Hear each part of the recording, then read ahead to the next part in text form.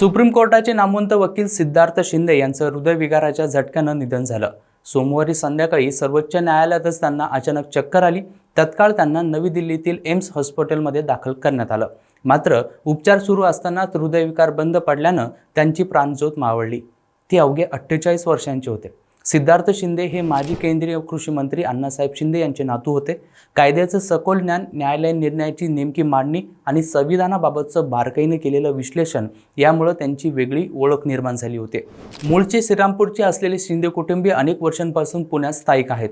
त्यांच्या पश्चात पत्नी, मुलगा आणि मुलगी असा परिवार आहे। कायद्याचं गुंतागुंतीचं भान साध्या भाषेत लोकांपर्यंत पोहोचवणारा आवाज कायमचा हरवल्याची हळहळ न्याय क्षेत्रातून व्यक्त होत आहे। त्यांचं पार्थिव आज सकाळी पुण्यात आणण्यात येणार असून दुपारी 1 वाजता पुण्यातील वैकुंठ स्मशानभूमीत अंत्यसंस्कार होणार आहेत। अशाच माहितीपूर्ण व्हिडिओसाठी पाहत राहा सत्य पे सत्ता, म्हणजे थोडक्यात पण महत्त्वाचं।